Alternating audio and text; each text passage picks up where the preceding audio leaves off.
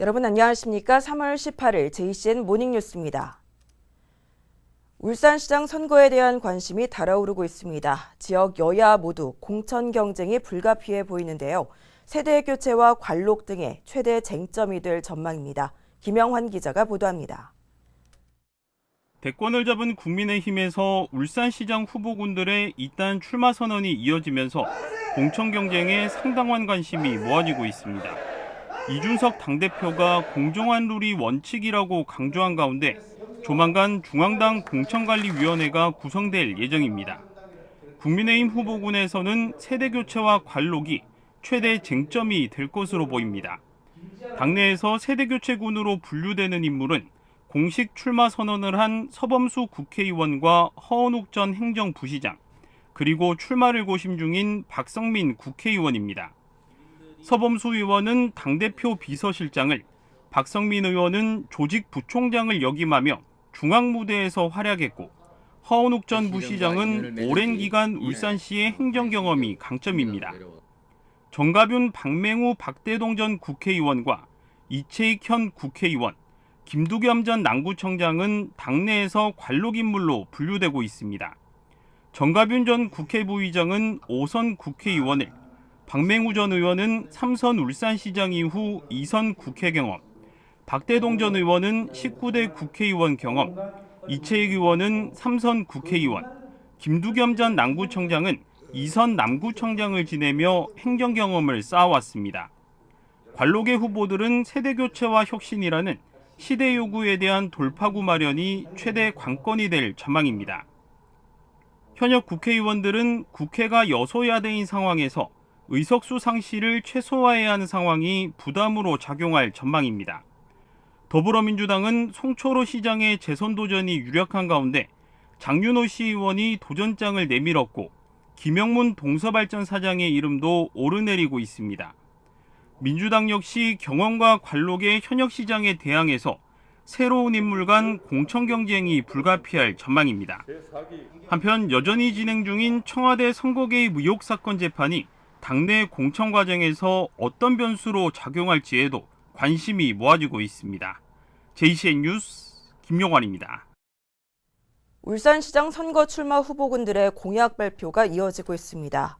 국민의힘 서범수 국회의원은 스마트폰용 내 손안의 울산시청 어플리케이션을 개발해 전자시민증을 발급하고 앱을 통해 울산시청의 모든 민원 업무가 처리되도록 하겠다고 밝혔습니다. 또 전자시민증을 발급받는 시민에게는 1인당 10만 원의 울산페이를 지급하겠다고 공약했습니다. 국민의힘 김두겸 예비후보는 연포산 터널 통행료를 전면 무료화하겠다고 공약했습니다. 김 예비후보는 광역시가 추진한 사업은 광역시 예산으로 처리하는 것이 당연하다며 자치단체 분담금 없이 전면 무료화하겠다고 강조했습니다. 울산시가 향후 5년간 노동정책에 대한 기본 방향과 정책 과제를 담은 울산시 노동정책을 수립했습니다.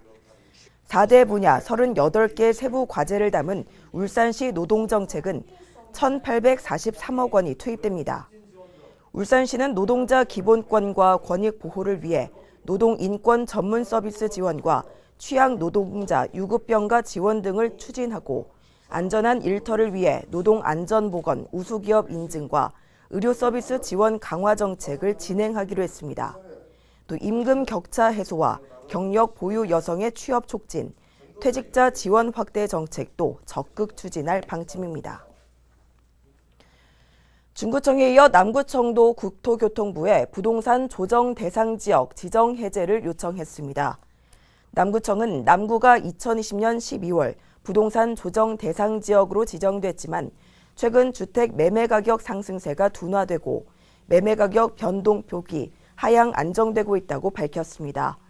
특히 조정 대상 지역 지정 이후 아파트 거래 절벽 현상이 나타나고 있고 신규 아파트 공급도 한 건에 불과하며 주택 가격도 소비자 물가 상승률에 미치지 못하는 등 조정 대상 지역 요건에 미달하고 있다고 덧붙였습니다. 이에 따라 남구청은 국토부에 부동산 조정 대상 지역 지정 해제를 요청했습니다. 울산시는 어제 올해 1차 북방경제협력위원회 회의를 화상으로 열고 러시아와 우크라이나 사태에 따른 대응 방안을 논의했습니다. 울산시는 이번 사태가 장기화될 경우 울산에 미치는 영향과 향후 북방경제 협력 사업에 미칠 전망 등에 대해 폭넓게 논의했습니다. 또 올해 개최 예정인 대규모 국제 행사의 성공적인 개최를 위한 의견도 수렴했습니다. 올 9월에는 제13차 동북아 자치단체 연합실무위원회, 또 11월에는 제20차 세계 한상대회가 울산에서 열릴 예정입니다. 울주군의회 210회 임시회가 어제 2차 본회의를 끝으로 3일간의 일정을 마무리했습니다. 이날 본회의에서는 지역 어민들에게 수당을 지급할 수 있는 개정 조례안과 울주 해뜨미 씨름단 훈련장 건립 등 모두 11건의 안건이 처리됐습니다. 이어 군의회는 오는 25일부터는 올해 제1회 추경안 처리를 위한 임시회를 열 예정입니다. 지난달 울산의 취업자 수와 고용률이 전국 17개 시도 가운데 유일하게 하락한 것으로 나타났습니다.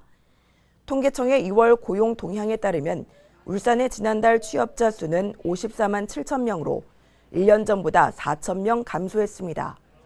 전국 17개 시도 가운데 지난달 취업자 수가 줄어든 지역은 울산이 유일합니다. 지난달 고용률도 전국적으로는 1년 전보다 2%포인트 오르며 역대 최고치를 기록한 반면 울산은 0.1%포인트 하락했습니다. 울산대학교 병원 교수 2명이 퇴근길에 의식을 잃고 쓰러진 시민을 발견하고 심폐소생술을 시행해서 생명을 구한 사실이 뒤늦게 알려졌습니다. 외과병동 박동진, 권진아 교수는 지난 7일 오후 7시 30분쯤 차량으로 귀가하던 중 도로에서 심정지로 쓰러진 60대 남성을 발견하고 5분가량 교대로 심폐소생술을 시행했습니다. 이 과정에서 시민들이 주변 차량을 통제하고 119에 신고를 하며 응급처치를 도운 것으로 알려졌습니다. 쓰러진 남성은 울산대학교 병원에서 수술을 받고 무사히 퇴원한 것으로 전해졌습니다.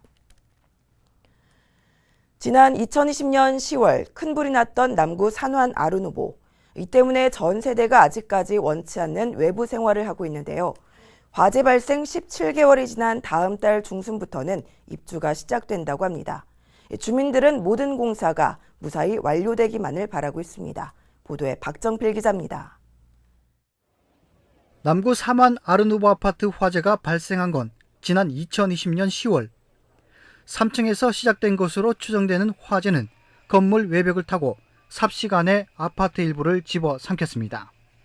화재 당시 소방관들의 적극적인 진압과 몸을 아끼지 않던 많은 시민들의 도움으로 인명피해는 없었지만 16세대가 완전히 불에 타는 등 소방서 추산 106억 원의 재산 피해가 발생했습니다.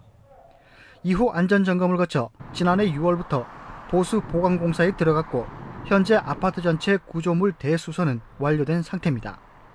특히 화재 당시 불쏘시개 역할을 했던 건물 외벽도 기존 판넬을 단열 판넬로 바꾸는 공사가 다음 주 중으로 마무리되는 등 화재 발생 이후 17개월 만에 아파트 전체가 제 모습을 찾아가고 있습니다. 철근을 더 많이 해서 50% 이상의 그 안전율을 더 가지고 보강을 한 그렇게 이제 보강이 돼 있습니다. 현재 보강은 완료돼 있고요. 양생 중이라서 충분한 강도가 나온다면은 인테리어 공사가 할 수 있도록 그렇게 지금 진행하고 있습니다.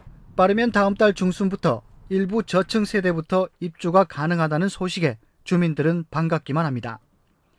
화재로 보금자리를 잃고 시에서 마련해준 임대주택이나 원룸 등에서 생활하며 많은 불편을 겪고 있기 때문입니다. 초과 상간도 자기 집이 좋다고 많이 힘들죠. 여러 가지로. 관리비도 양쪽에서 지금 내야 되는 상황이고, 그다음에 직장도 멀어지고, 또 자녀들을 키우시는 분들은 학교도 전학을 보내야 되는 상황이고, 그동안 친구들도 없어지는 상황이 되는 거고, 불편은 말로 할 수 없습니다. 다음 달 구조물 보강 대수선 준공 검사와 함께 사용 승인을 앞두고 남구청에서도 주민 불편 최소화를 위해 행정적인 지원을 아끼지 않을 방침입니다. 입주민들과 함께 합심한 결과 복구가 빨리 진행됐다 생각되고요. 이제 행정력 절차만 남겨두고 있는데 저희 구청에서는 행정력을 총동원해서 빨리 입주민들이 입주할 수 있도록 행정적으로 도와나가도록 하겠습니다. 다음 달 중순 저층 세대 입주를 시작으로 빠르면 6, 7월쯤 고층 세대 입주가 시작될 것으로 예상됩니다. 사만 아르노브 아파트 주민들은 화재의 아픔을 뒤로하고 전 세대가 입주할 수 있도록 남은 세대별 인테리어 공사 등 모든 공사가 무사히 완료되기만을 바랐습니다. JCN 뉴스 박정필입니다. 울산시 교육청이 학교 내 감염 확산 차단을 위해 교직원 대상 고정형 유전자 증폭 검사소를 운영합니다. 검사는 전문 의료기관에 위탁해 운영하며 검사소는 울산교육청 야외 공연장에 마련했습니다. 검사 대상은 교직원 중 학교와 기관 내 확진자 발생에 따른 자체 교사 결과 접촉자와 발열, 기침, 인후통 등 의심 증상자 등이며 검사 희망자는 교직원임을 확인할 수 있는 신분증 등을 지참해서 검사소를 방문해야 합니다.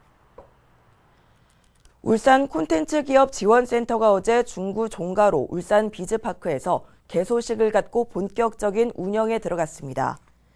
울산 콘텐츠 기업 지원센터는 국비와 시비 72억 원이 투입돼 2,400여 제곱미터 규모로 조성됐으며 확장현실 스튜디오와 증강현실 스튜디오 20개 기업 입주실을 갖추었습니다.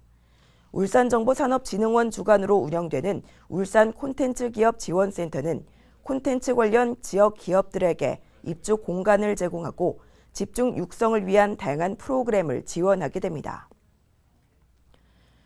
대한유화가 온산공장의 유휴 부지에 연간 15만 톤의 부타디엔을 생산할 수 있는 공장 신설에 나섭니다.